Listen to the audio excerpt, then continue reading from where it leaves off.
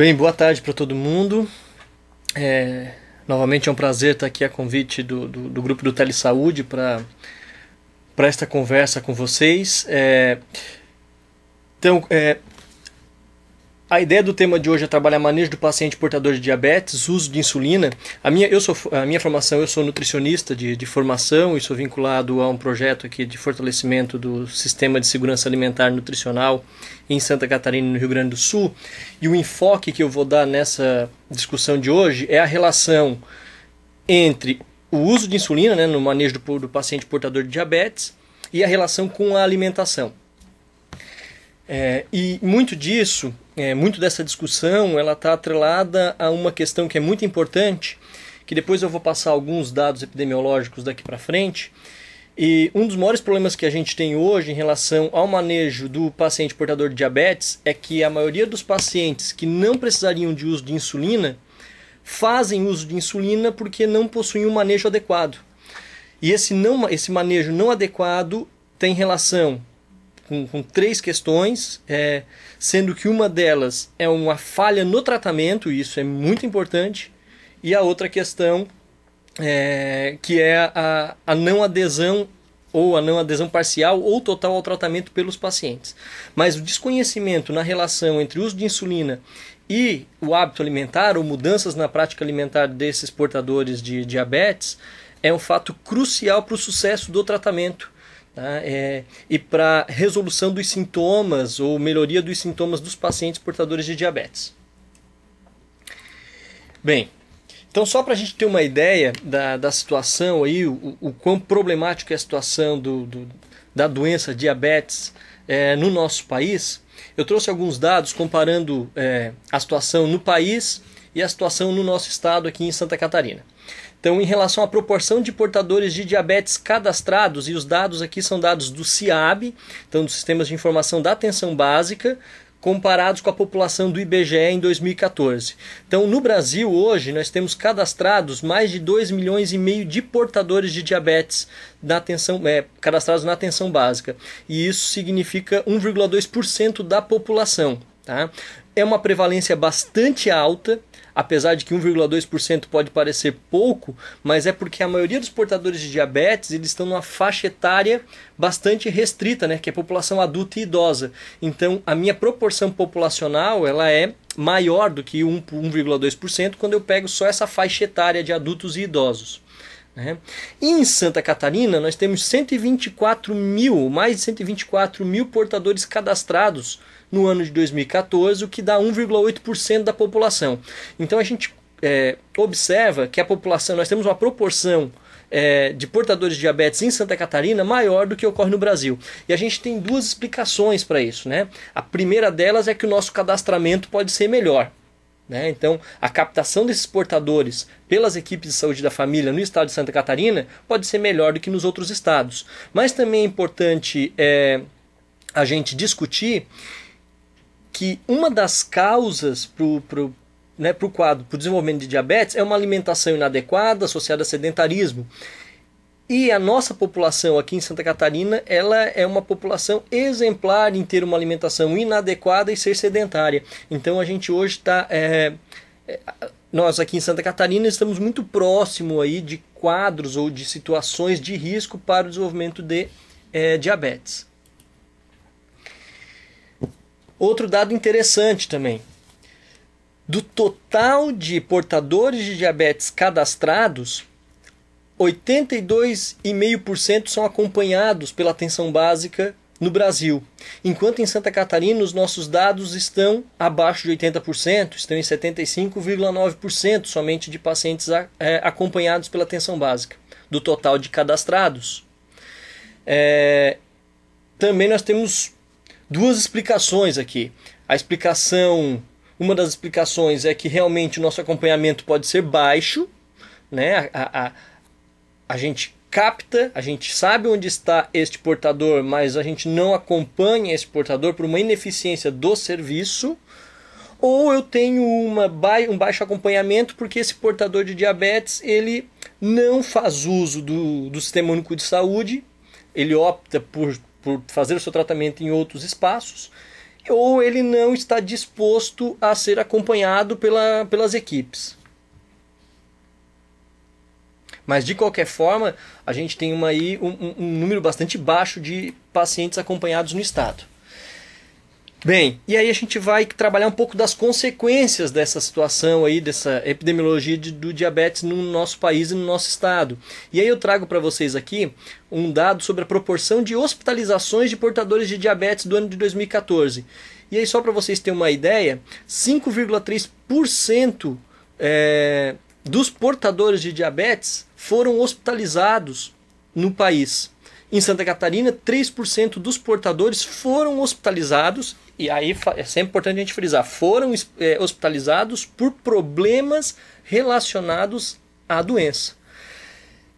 Diabetes é conhecido por uma doença silenciosa, né, cujos sinais e sintomas da doença são fáceis da gente, ou relativamente fáceis da gente controlar, mas os percentuais de hospitalização são relativamente altos, tá?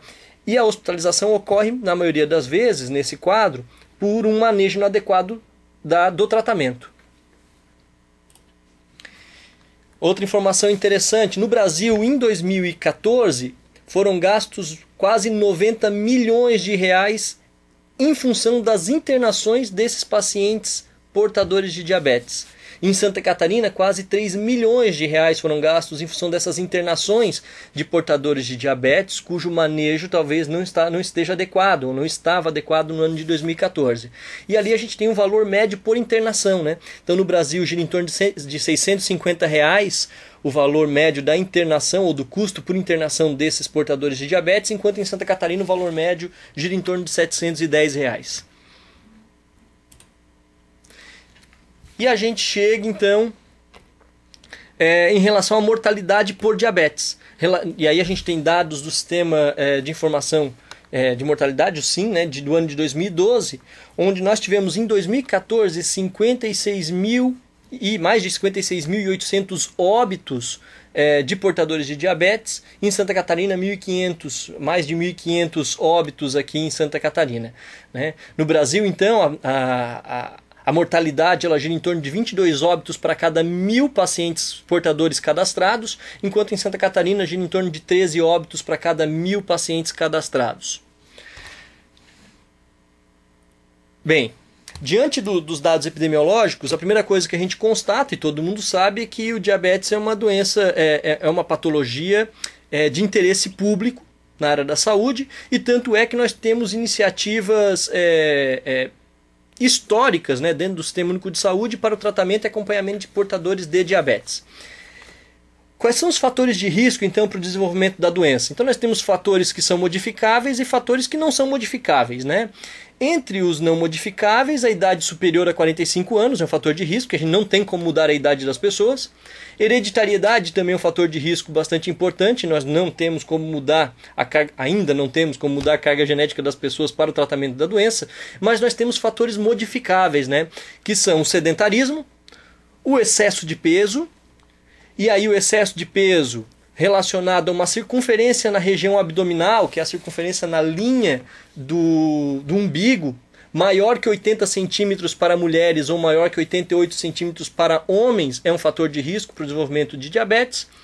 Colesterol HDL, que é o colesterol bom, menor que 35 mg por decilitro. E os triglicerídeos maiores que 250 mg por decilitro são fatores de risco, então, para o desenvolvimento da doença. E aí na questão alimentar, né, na questão nutricional, que é a minha área, dentre esses fatores modificáveis, vocês percebam que a maioria dos fatores de risco que são modificáveis tem a ver com uma questão alimentar. Então o cuidado na alimentação e na nutrição desses pacientes pode sim melhorar ou trazer boas consequências para os portadores de diabetes ou reduzir o risco das pessoas desenvolverem a doença.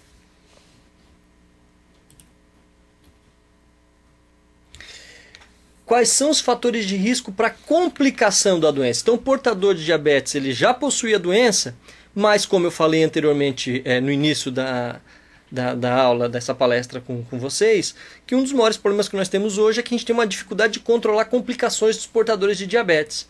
Então, a própria idade superior a 45 anos e fatores hereditários estão relacionados com uma maior chance de complicação da doença nos portadores.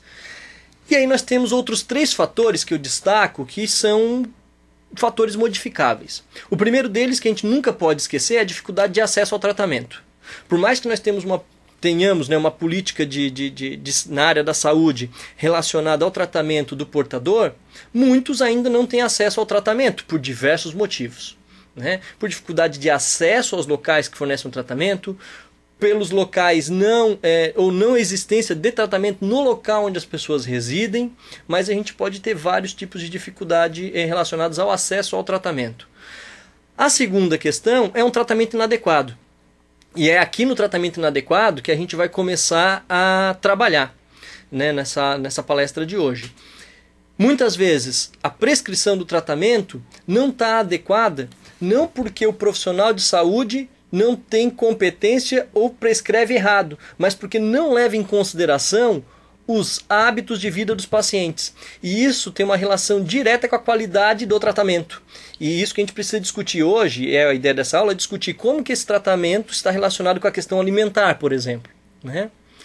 Por fim, a não adesão total ou parcial ao tratamento. Muitos portadores têm acesso ao tratamento, recebem um tratamento adequado, mas não aderem. Não aderem totalmente, não fazem uso das medicações, não resolvem fazer práticas de atividade física, não cuidam da sua alimentação, ou alguma dessas coisas eles não fazem de forma completa, né? Não usam a medicação de maneira correta, não se exercitam da maneira correta, ou não cuidam da sua alimentação também de maneira correta.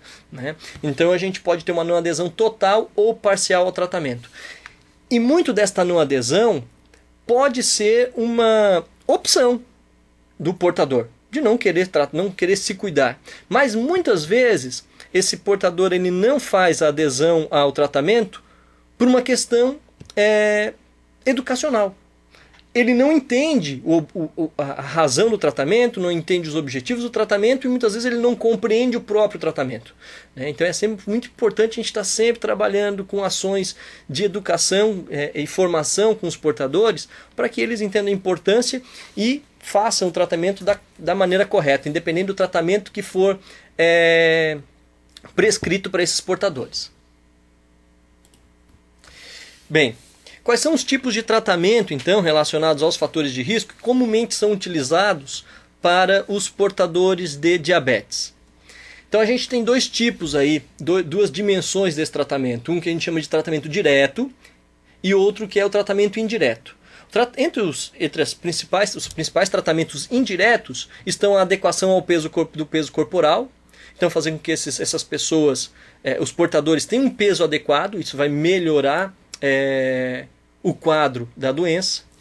Adequar os níveis de gordura corporal.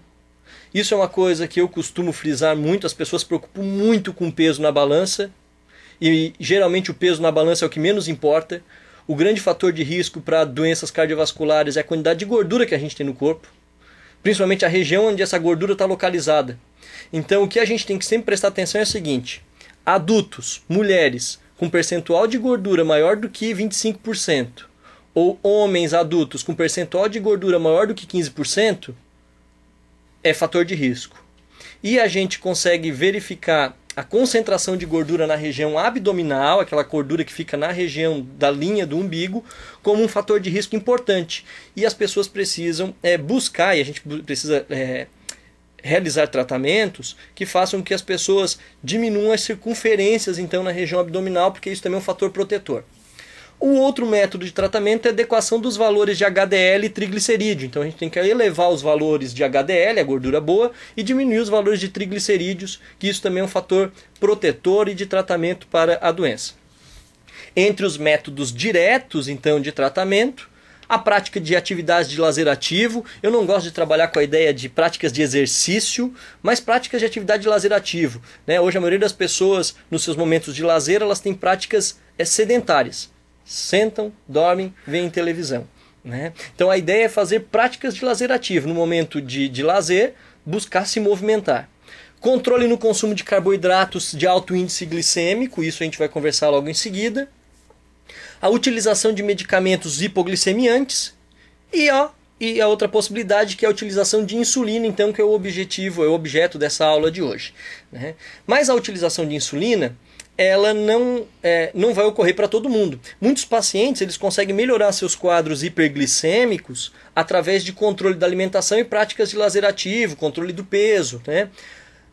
Outros vão precisar do uso de hipoglicemiantes que auxiliem nesse processo. E por fim, no menor quadro, seriam aqueles que precisariam de insulina.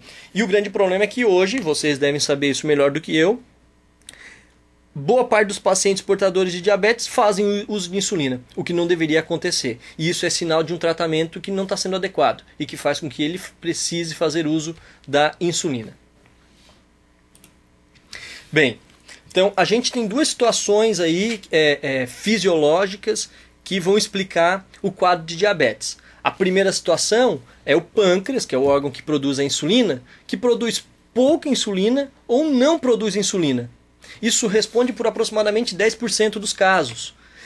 Então, somente 10% das pessoas que possuem diabetes porque o seu organismo não consegue produzir insulina. E essas pessoas, obrigatoriamente, precisariam receber um tratamento com insulina, né? No entanto, a maioria dos casos, 90% dos portadores, produzem insulina numa quantidade adequada, mas possuem uma resistência a essa insulina produzida. Ou seja, a insulina é produzida, é lançada na corrente sanguínea para captar o açúcar que está no sangue, a glicose que está no sangue. Contudo, as células que deveriam ser receptoras dessa insulina não respondem à insulina. E aí o que acontece é que a insulina não consegue colocar o açúcar para dentro das células, do tecido. E aí o açúcar continua circulante na corrente sanguínea. Ou seja, não é um problema de produção de insulina. O que eu tenho é um problema de resistência a essa insulina. E quais são os principais fatores que promovem uma resistência à insulina? Baixo HDL, alto triglicerídeo, peso elevado, percentual de gordura elevado são um dos principais fatores para a resistência à insulina, né? O excesso de peso está muito relacionado à resistência à insulina. Ou seja, num paciente que tem diabetes por resistência à insulina, talvez, ou é provável que eu conseguisse melhorar o seu quadro glicêmico sem a necessidade de uso de insulina. No entanto, não é isso que a gente percebe que tem acontecido. Muitos desses pacientes resistentes à insulina precisam, para controlar o seu quadro hiperglicêmico, precisam do uso de insulina, né? E aí é que a gente tem um problema. Bem, então o uso da insulina no tratamento de portadores de diabetes, então a insulina foi descoberta em 1921, então não é algo tão antigo assim. E a gente tem alguns tipos de insulina hoje disponíveis para utilização no tratamento. Uma que a gente chama de insulina regular, outra que a gente chama de insulina NPH, os análogos de insulina e as insulinas mistas, que misturam insulina regular e insulina NPH, né? A prescrição da insulina ela é mensurada, né? Ela é medida através de unidades de insulina, e a insulina vai ser sempre distribuída em frascos, ou geralmente distribuída em frascos ou canetas, né? Para o paciente poder fazer uso. Eu destaquei a insulina regular e a insulina NPH, porque são esses dois tipos de insulinas aqueles que os pacientes recebem pelo Sistema Único de Saúde. E aí eu não sei se vocês estão cientes, mas no ano passado, por uma ação judicial ocorrida no estado de Minas Gerais, o Ministério Público orientou que o governo, que todos os estados brasileiros disponibilizassem os análogos de insulina, de NPH, né, um outro grupo de tipos de insulina, que são insulinas de longa duração, pelo Sistema Único de Saúde. Mas o que ocorre hoje é a distribuição de insulina regular e NPH pelo SUS. Bem, o que é insulina regular, então? A gente vai trabalhar especificamente com a regular, com a NPH, e depois eu vou falar um pouco das análogos de insulina. A insulina regular é uma insulina chamada humana, ela é fabricada por engenharia genética através de bactérias ou leveduras, e ela tem uma ação rápida, semelhante ao que a gente chama de insulina bolus humana. O que é insulina bolus humana? Todos nós que temos um pâncreas funcionando perfeitamente e liberando insulina, todos nós liberamos dois tipos de insulina pelo pâncreas. Uma delas é a insulina bolus humana. A insulina bolus é aquela insulina que eu vou liberar logo depois que a gente come e eu tenho muito açúcar no sangue. Então é como se fosse um bolo de insulina, essa é a ideia mesmo, que é disparado do pâncreas para a corrente sanguínea. Essa grande quantidade de insulina, ela vai ter uma ação rápida. Então ela vai captar muito açúcar e logo em seguida essa quantidade de insulina vai ser reduzida também no organismo. O outro tipo de insulina que e a insulina regular, ela tem uma ação parecida com a bolus humana. Outro tipo de insulina que nós temos, então, é a NPH. Então, ela também é fabricada por engenharia genética, da mesma forma que a insulina regular, só que é associado a essa insulina protramina e zinco, e esses dois elementos vão promover um efeito prolongado da insulina na corrente sanguínea, que é semelhante ao que a gente chama da insulina basal humana. Então, todos nós que temos o pâncreas funcionando perfeitamente, liberando insulina também em condições adequadas, todos nós liberamos uma quantidade pequena de insulina basal o tempo todo na corrente sanguínea, né? Então a insulina basal ela tem uma ação prolongada. E a NPH vai ter uma ação similar à insulina basal humana.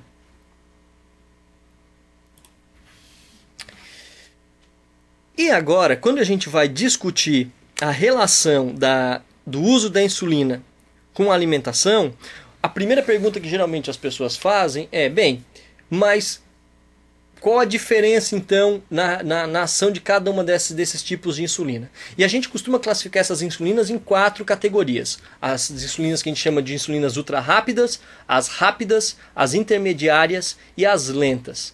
Tá? Então, as insulinas ultra rápidas e rápidas são as insulinas regulares. As intermediárias é a NPH. E a insulina lenta são os análogos de insulina. Então, só para vocês terem uma ideia, a insulina ultra rápida, o tipo de insulina ultra rápida regular, ela vai ter um início de ação de 5 a 15 minutos, ou seja, o paciente faz o uso da insulina ultra rápida e em até 15 minutos ela começa a agir na corrente sanguínea. Em até 1 hora ela atinge o máximo de ação dela, o pico de ação. E depois de 3 a 5 horas acaba o efeito dessa insulina.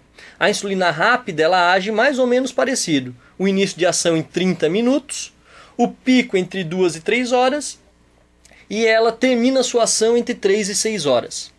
Perceba agora, a insulina NPH, que é a insulina intermediária, ela vai começar a sua ação entre 2 a 4 horas o uso. E um dos problemas que a gente tem é que muitas vezes o paciente ele faz uso de insulina NPH, e como ele não está bem orientado na maioria das vezes, ele acha que fazer o uso da insulina antes da refeição, NPH, resolve. Agora vocês imaginem, o paciente vai almoçar ao meio-dia, ele faz uso da NPH às 11h30 da manhã, ele vai fazer a refeição, uma grande quantidade de glicose vai para a corrente sanguínea logo depois da refeição e a insulina ainda não começou a fazer efeito. E aí esse paciente entra num quadro hiperglicêmico. Tá? Então o início da ação às vezes pode demorar até 4 horas. O pico da ação da insulina da NPH pode levar até 12 horas para ela chegar no seu pico, no seu auge de ação. E a duração dela é de 12 a 18 horas. Já os análogos de insulina, ela tem uma ação lenta. Então o início da ação dela é rápido, olha só. É de 1 a 2 horas comparada com a ação intermediária, ela age rápido, a insulina lenta. Só que o pico de ação dela vai ser de 6 a 8 horas e ela pode durar até 24 horas. Tá? É baseado nesse esquema que a gente constrói um gráfico para olhar então com um pouco mais de uma forma mais didática para a ação desses tipos de insulina.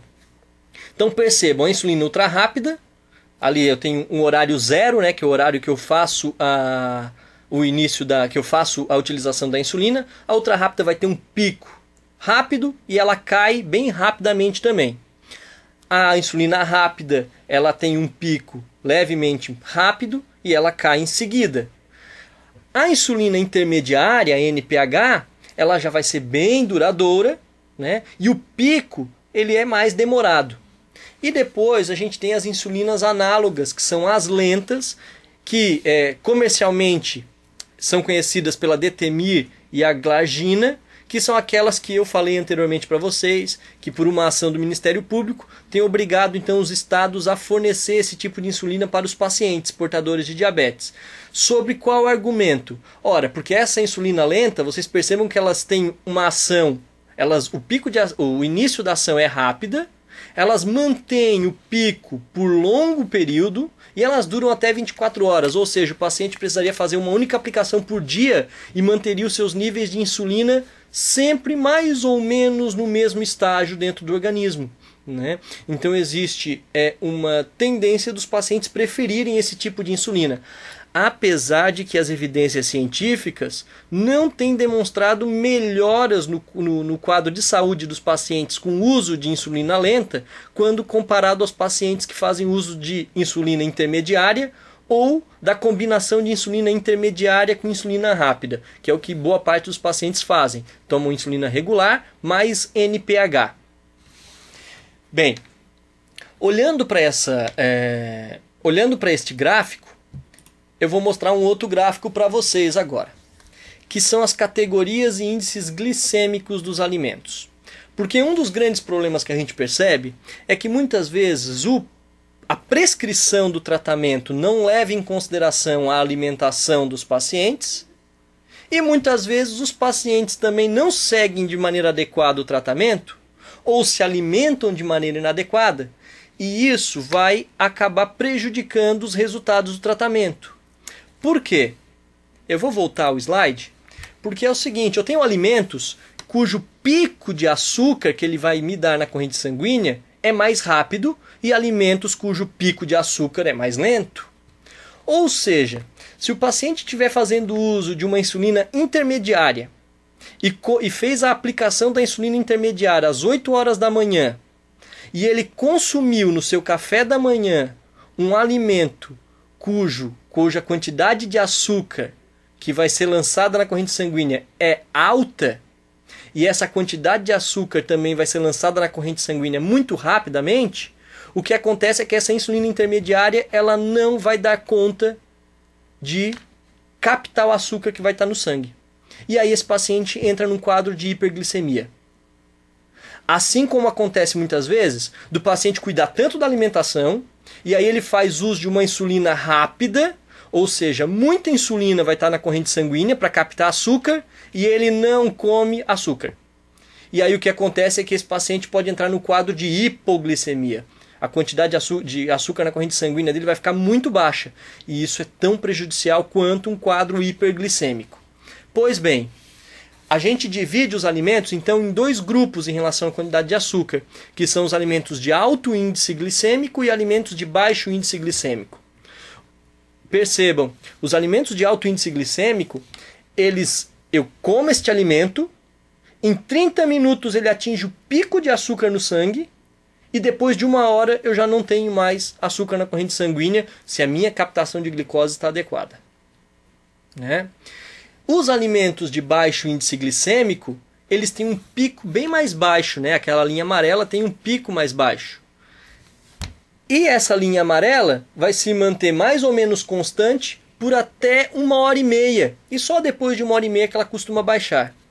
Comparem estas linhas deste gráfico dos índices glicêmicos com as linhas dos tipos de insulina que a gente pode prescrever.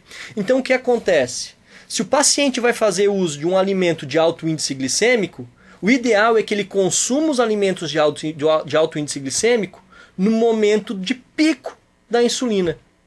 Ou 1 hora antes, né, do momento de pico da insulina. Independente do tipo de insulina que ele faça uso. Se é ultra rápida, rápida, intermediária ou as insulinas lentas, né? Agora, no momento que os níveis de insulina podem estar mais baixos, o recomendado é ele sempre manter uma alimentação com baixo índice glicêmico. E aí a pergunta que geralmente vem em seguida é: quais são os alimentos de alto índice glicêmico e os de baixo índice glicêmico? E aí o que acontece é que tem muito mito nessa história. Muita desinformação, porque as pessoas acreditam que determinados alimentos não têm açúcar, né? Assim que a gente ouve as pessoas falar, não, esse alimento não tem açúcar, ou esse açúcar não dá problema para o diabético. Outros que a gente acha que são problemáticos e não são. Então percebam, a gente usa como referência o açúcar branco, né? Então o açúcar branco, açúcar de mesa, tem um índice glicêmico de 102, desculpa. E aí, obviamente, que a classificação dele é alto. Nabo. Nabo não é um alimento que a gente costuma comer muito. Mas nabo é um vegetal. E todo mundo acha que, como vegetal, pode comer à vontade. Nabo tem um índice glicêmico próximo a 100. Tá? É dos vegetais o alimento que tem o maior índice glicêmico. Flocos de milho, aquele matinal que as pessoas costumam comer de manhã, né? Quando a gente vê filme americano, eles adoram comer cereal matinal. Flocos de milho, índice glicêmico de 92. E não é aquele flocos de milho que tem açúcar, tá? Aquele flocos de milho que tem açúcar, o índice glicêmico é maior do que 100. É o flocos de milho sem açúcar. Batata inglesa. Batata inglesa também... desculpa, eu pulei um, né? O arroz branco, 87. Também índice glicêmico alto. Batata inglesa, 85. Biscoito de leite, 78. Abóbora, 75. Eu estou trazendo para vocês alguns. A gente tem uma tabela bastante extensa com índice, com a classificação, né, e o índice glicêmico dos alimentos. Mas eu trouxe alguns, aqueles que são mais comuns. Mas percebam algumas coisas que muitas pessoas não sabem. Abóbora é vegetal. As pessoas comem como salada ou como acompanhamento. E a abóbora tem um índice glicêmico alto. Né? Bem, pipoca, 72. Melancia, 72. Melancia, fruta. Muitas vezes o paciente diabético se preocupa com banana. É muito comum a gente ter o paciente portador de diabetes preocupado com banana. E a gente vai ver que o índice glicêmico da banana é próximo a 50. E ninguém fala de melancia. Mas melancia tem bastante água. Não interessa, o índice glicêmico da melancia é bastante alto. Então 72. Biscoito, água e sal, 71. Fubá, 68. A aveia, 66. Abacaxi, 66. Feijão, 64. Beterraba, 64. Milho, 60. O mel. Olhem a diferença do índice glicêmico do mel para o açúcar branco. E aí muitas vezes o portador de diabetes pergunta pra gente: mel faz mal pra mim? Olha, mel é açúcar, ele precisa comer com moderação. Agora é melhor ele usar mel do que açúcar branco. Né? Mamão, 56. Olha lá a banana, ó. Banana é um mito, as pessoas têm muito medo de comer banana, portador de diabetes. 52. Manga, 51. Então, da pipoca até a manga, a gente chama daqueles alimentos de índice glicêmico médio. Esses alimentos, o portador de diabetes pode comer, mas sempre a gente orienta a comer com bastante moderação. De preferência, não comer mais de uma vez por dia esses alimentos. Né? Então ele vai comer melancia, ok. Sabe qual é o melhor horário para comer melancia? Quando a maior quantidade de insulina eu tiver na corrente sanguínea. E geralmente, a prescrição do médico de insulina vai favorecer que a maior quantidade de insulina esteja presente no organismo do portador de diabetes nas principais refeições. Então, melancia o paciente pode comer, por exemplo, depois do almoço, né? Como uma fruta, porque ali talvez a quantidade de insulina vai ser maior. E olha agora lá a listagem dos alimentos com baixo índice glicêmico, ou seja, que o portador de diabetes pode comer sem muita preocupação. Cenoura, batata doce. Olhem a diferença da batata doce para a batata inglesa. É a metade do índice glicêmico, gente. Por isso que a batata doce está tão famosa agora, né? Porque o índice glicêmico dela é baixo. Né? Laranja, 42. Espaguete. O macarrão. O índice glicêmico é bastante baixo do macarrão. Né? O que tem que cuidar com o macarrão é o modo de preparo, né? Que muitas vezes vai muita gordura no fazer o espaguete ou outro macarrão. Mas o macarrão em si ele tem um índice glicêmico baixo. Outra questão interessante são fatores que influenciam o índice glicêmico dos alimentos. Por exemplo, a presença de gordura diminui o índice glicêmico. Sorvete. E eu botei a imagem ali dos sorvetes. O sorvete tem um índice glicêmico baixo porque tem muita gordura. Então todo alimento que tem mais gordura tem um índice glicêmico mais baixo. Ah, então eu posso mandar o portador de diabetes comer gordura à vontade? Obviamente que não, porque isso vai fazer com que o triglicerídeo dele aumente, vai fazer com que o HDL dele reduza, que ele aumente de peso, aumente a quantidade de gordura, e isso acaba sendo um fator de risco para ele. Né? Mas gordura diminui o índice glicêmico. Presença de fibras também vai diminuir o índice glicêmico. O arroz integral tem um índice glicêmico menor que o arroz branco. O macarrão integral vai ter um índice glicêmico menor que o macarrão que não é integral. Né? Então, comer com fibras diminui o índice glicêmico. Comer salada no almoço vai diminuir o índice glicêmico da refeição. Né? Então, por isso que é muito importante fazer um consumo adequado de saladas nas principais refeições, né? Almoço e jantar. E aí, obviamente, que a presença de açúcar nos alimentos aumenta o índice glicêmico. E aí eu trouxe ali um exemplo do biscoito, que a gente chama de biscoito champanhe. Então ele é um biscoito que é adicionado açúcar. Obviamente que o índice glicêmico dele vai ser bastante alto, né? Pela presença do açúcar. Então eu não considero ele como um biscoito somente, né? Eu vou considerar ele, em função do açúcar, como um índice glicêmico igual ou superior a 100.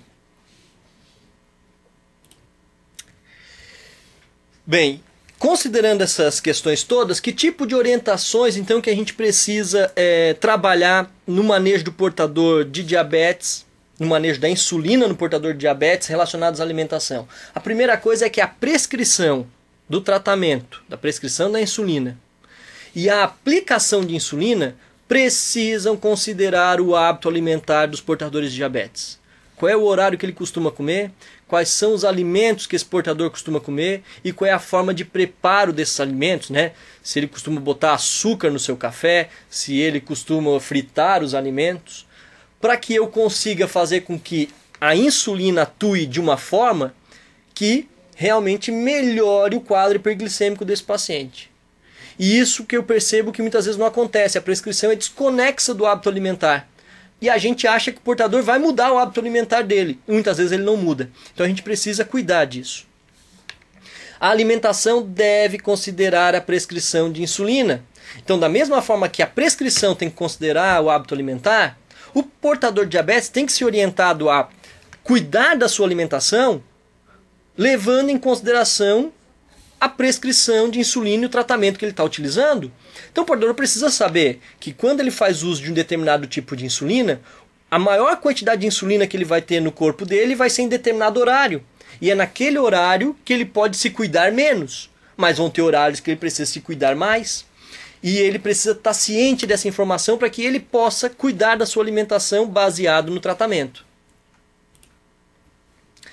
Uma outra estratégia que a gente costuma utilizar relacionado ao uso de insulina e à alimentação é a contagem de carboidratos. Então a gente costuma usar a contagem de carboidratos nos casos de prescrição de insulina ultra rápida ou rápida, geralmente nesses casos, né? Mas ela também serve para as insulinas para NPH. Em adultos, a gente sabe que cada unidade de insulina é capaz de metabolizar 15 gramas de carboidrato. Então o paciente toma 10 unidades de insulina, essas 10 unidades de insulina vão conseguir metabolizar 150 gramas de carboidratos. Em criança, cada unidade de insulina prescrita metaboliza em torno de 25 gramas de carboidrato. Né? E a gente precisa também entender que essa relação de unidade de insulina com quantidade de carboidratos nos alimentos varia de pessoa para pessoa. Né? Ou seja, eu não posso considerar que todo adulto, em todos os adultos, cada unidade de insulina vai metabolizar 15. Em média é isso. E a gente então vai sempre considerar o índice glicêmico dos alimentos, né, para fazer essa relação. Então, por mais que eu conte carboidratos, e eu consigo contar esses carboidratos, eu tenho que levar em consideração que os alimentos de alto índice glicêmico precisam ser controlados, mesmo assim. Tá? Bem, então o paciente recebe uma prescrição de 10 unidades de insulina. 10 unidades de insulina, ele é um paciente adulto, metaboliza 150 gramas de carboidrato. Então ele vai saber que no período de ação daquela dose de insulina que ele tomou, ele pode consumir até 150 gramas de carboidrato. E a pergunta é, como que eu sei quanto de carboidrato que tem nos alimentos? E aí a outra orientação que é fundamental a gente trabalhar com a população toda, mas com o portador de diabetes principalmente, que é ele olhar o rótulo dos alimentos e entender a informação que tem no rótulo.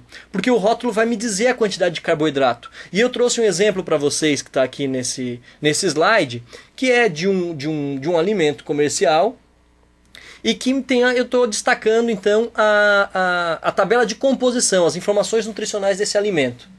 Uma coisa que muitas vezes as pessoas não se dão conta é que as informações nutricionais que estão disponíveis, elas são relacionadas a uma quantidade específica daquele alimento.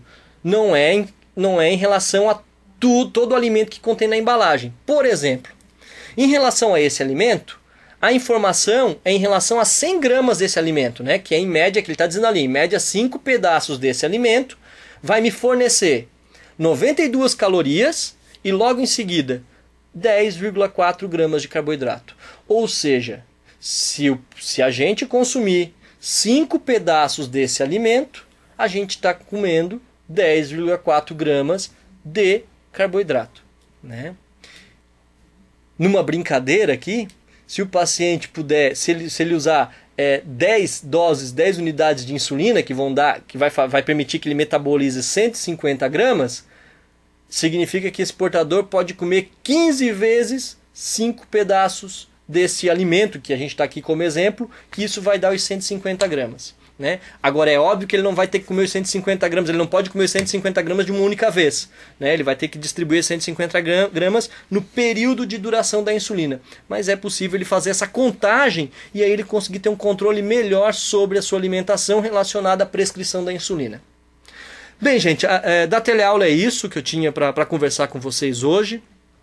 Espero que eu que eu tenha atendido as expectativas de vocês em relação a essa aula, e a gente então abre agora para as dúvidas e perguntas de vocês, e o que eu puder responder aí vou ficar satisfeito de poder ajudar todo mundo. Primeiro o pessoal de Tubarão fez um comentário dizendo que eles acabaram de ganhar a paçoca e dizendo que certo seria que dessem frutas à equipe. Então eles estão fazendo um comentário porque a paçoca tem um índice glicêmico alto. Não tanto. Correto? Não tanto. Olha só, a paçoca pode ter um índice glicêmico alto porque ela tem muito açúcar, né? Contudo, a paçoca é feita de amendoim, e amendoim é um alimento extremamente gorduroso. E aí, como eu falei antes para vocês, quando eu misturo gordura no meu alimento, a tendência é que meu índice glicêmico baixe, né? Eu não sei dizer para vocês exatamente qual o índice glicêmico da paçoca, a gente até pode depois buscar essa informação, mas talvez o índice glicêmico não seja tão alto assim. E outra coisa boa da paçoca é que amendoim tem muita gordura boa, então não é tão ruim comer paçoca não. Certo, e daí sobre o macarrão, as pessoas fizeram comentários aqui, o pessoal de Tubarão, de Jaraguá do Sul e de Brusque. O pessoal de Tubarão pergunta se o carboidrato do macarrão preparado sem molhos tem só aquilo mesmo de índice glicêmico. Só. O macarrão preparado sem molho, e ele não precisa ser integral. Ele vai ter aquela quantidade de índice glicêmico mesmo, em torno de 40, o índice glicêmico em torno de 40. E aí o pessoal de Jaraguá do Sul de Brusque fez a mesma pergunta. E sobre o macarrão de arroz? O macarrão de arroz ele vai ter o mesmo índice glicêmico do arroz branco, que vai girar em torno de 80. Tá. O pessoal de Jaguaruna acabou de colocar aqui se a farinha de mandioca faz mal. A farinha de mandioca, ela é um carboidrato a partir da mandioca, e eu não vou saber precisar para vocês o índice glicêmico da farinha de mandioca. Eu sei que a mandioca tem um índice glicêmico em torno de 60. A gente considera o índice glicêmico médio, tá? A farinha em si vai ter um índice glicêmico provavelmente muito próximo disso, talvez um pouco mais alto, porque a farinha ela já é um modo de processar esse aipim e facilitar o processo de digestão, tá? E de absorção desse açúcar. Mas vai ser em torno de 70. O grande problema da farinha de mandioca, um dos problemas que a gente tem, aqui em Florianópolis as pessoas têm muito hábito de comer pirão com farinha. E aí o pirão, o grande problema não é a farinha de mandioca, mas a quantidade de farinha de mandioca que as pessoas usam. No pirão de feijão, no pirão de peixe ou outros tipos de pirão que as pessoas costumam usar. O pessoal está perguntando onde que eles encontram a tabela completa com o índice glicêmico dos alimentos. Se vocês procurarem na internet, basta vocês digitarem tabela de índice glicêmico, vocês vão encontrar muita informação. Muitos sites disponibilizam a tabela ou informações sobre a tabela. Nem todos os sites, obviamente, vão ser confiáveis, tá? Mas existe a tabela que a gente costuma usar é uma tabela americana, ela tem mais de 5.000 alimentos cadastrados com índice glicêmico. que se vocês conseguirem encontrar essa tabela, é a melhor referência que a gente tem. Mas na internet vocês vão achar algumas informações a respeito do índice glicêmico dos alimentos. Miki, tu sabe se essa tabela da Associação Brasileira de Nutrologia pode ser uma fonte? Tem essa aqui eu encontrei aqui, pessoal, eu vou colocar o link pra vocês. Acho que deve ser uma... Ela é baseada na tabela americana, tá? Essa tabela. Eu já vou colocar ali pra vocês, tá, pessoal? Vamos ver se tem mais alguma pergunta. O pessoal de Tunápolis pergunta: se um paciente for diabético e tem hipotireoidismo, a diabetes sempre fica descompensada. Alguns dias fica com hipoglicemia e tem que suspender a insulina, mas sempre usando quando necessário. Isso pode ter consequências? Bem, é complicado a gente analisar essas situações que são muito genéricas, né? Vai depender de cada um, do quadro, do controle que o paciente tem. É sempre bom a gente lembrar o seguinte: a insulina por si só, ela não vai resolver o problema, ou ela atua no controle da hiperglicemia ou do quadro do portador de diabetes. Mas se esse portador de diabetes não cuidar de outros fatores, como alimentação, sedentarismo, controle de peso, os resultados não vão ser tão bons. Então, uma coisa é eu considerar um paciente que tem uma alimentação adequada, que faz prática de atividade física, que está com peso adequado. Nesse paciente, as consequências vão ser menores, né?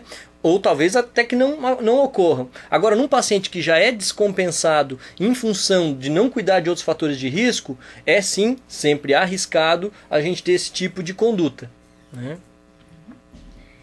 O pessoal de Tubarão, passagem 2, eles perguntam se é verdade que alimentos sem glúten engordam menos do que os outros. Alimentos sem glúten engordam menos que os outros?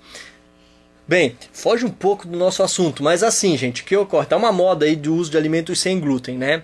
Pela população. O que acontece é que algumas pessoas...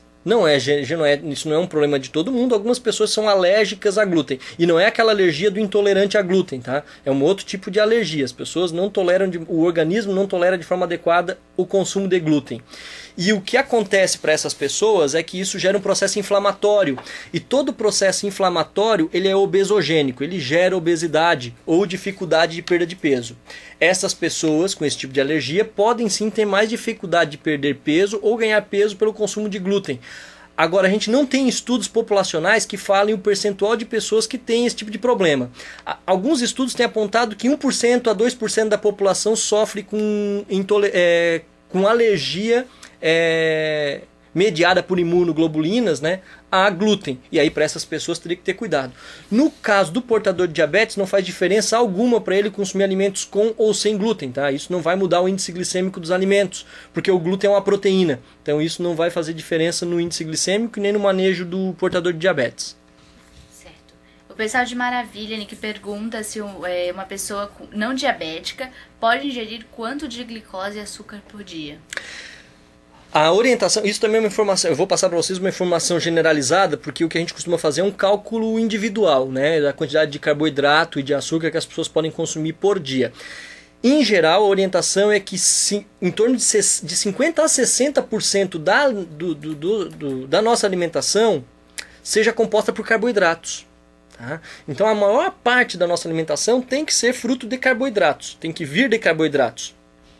Em torno de 30% vindo de gordura e 10 a 15% de proteína. Tá? Então a maior parte é carboidrato. A grande questão hoje na nossa alimentação não é que a população consome muito carboidrato. A população em geral não consome muito carboidrato, mas consome carboidrato errado. A maioria da população tem um consumo elevado de carboidratos de alto índice glicêmico. Né? O que aí é que a gente tem um grande problema. O pessoal de Tubarão pergunta se a intolerância à lactose interfere na absorção dos alimentos de índice glicêmico baixo. Bem, depende. Por si só, a intolerância à lactose não vai interferir na absorção de carboidratos, e aí também não vai interferir na absorção de carboidratos, independente de ser alto ou baixo índice glicêmico. O grande problema é que um paciente intolerante à lactose que esteja com sintomas dessa intolerância, por exemplo, diarreia, ele vai ter dificuldade de absorção de qualquer nutriente, inclusive carboidrato. Então, o paciente compensado, que não está com sintoma, ele não vai ter problema algum. Tá? E aí, o paciente descompensado, sim, ele pode ter problema de absorção de qualquer tipo de nutriente, tanto carboidrato de alto índice como de baixo índice glicêmico. O pessoal de Orleans pergunta se a carga glicêmica também é utilizada. Eu só vou pedir para que vocês melhorem a pergunta. Se ela é utilizada em que sentido? Para efeito de cálculo? Vamos ver se eles estão digitando. Não, perfeito. Tá, enquanto eles digitam, a gente tem mais uma pergunta de Araguá do Sul sobre o açúcar magro para pessoas sem diabetes. Eles queriam que tu falasse um pouquinho sobre isso. Uso de açúcar magro para pessoas que não são portadoras de diabetes. Isso. Bem, gente, assim, eu tenho uma posição bastante particular em relação ao uso de alimentos lights e diets por quem não tem problemas de saúde, tá? Então eu sou contrário. Eu não vejo necessidade do uso de controle de consumo, obviamente, né? Esse tipo de controle, light e diet. As pessoas precisam reduzir o consumo de açúcar de alto índice glicêmico, isso sim. Mas o consumo de açúcar magro, açúcares light ou alimentos diets, eles não têm relação, não existem estudos que comprovem que isso vai proteger ou minimizar o risco. Além disso, a gente tem que tomar um cuidado muito grande com o consumo de edulcorantes, né? Aspartame, ciclamato. Por quê, gente? Porque, na verdade, não sei se vocês sabem, mas boa parte dos países da Europa aboliu o uso de aspartame e ciclamato nos seus adoçantes, porque eles estão associados a alguns problemas de saúde, doença de Alzheimer e câncer, principalmente. No Brasil é liberado. E a maioria dos adoçantes que as pessoas usam hoje são à base de aspartame e ciclamato, porque eles são os mais baratos para a indústria. O pior, aspartame e ciclamato foram feitos para uso por diabéticos e geralmente por pessoas acima de 60 anos. E eu fico apavorado quando eu vejo criança tomando adoçante sem necessidade por preocupação com o peso, né? Sem ter diabetes e criança usando adoçante. Então a gente tem que cuidar um pouco com essas loucuras alimentares que a gente anda fazendo, tá? O pessoal de Orleans, então, Mickey, falando um pouco mais, eles queriam saber da carga glicêmica para controle no consumo de alimentos. É a carga glicêmica por porção de alimento. Também. A gente também usa, tá? Os índices de carga glicêmica, eles estão muito relacionados também ao índice glicêmico dos alimentos, mas é uma possibilidade, apesar de que muitas vezes para o paciente entender a questão da carga glicêmica, às vezes é um pouco mais complicado. Mas sim, é uma possibilidade também trabalhar com a ideia de carga glicêmica. O pessoal de Videira pergunta se o diabético pode tomar água de coco. Pode tomar água de coco. Água de coco tem açúcar? Tem açúcar proveniente, né? Água de coco natural, né?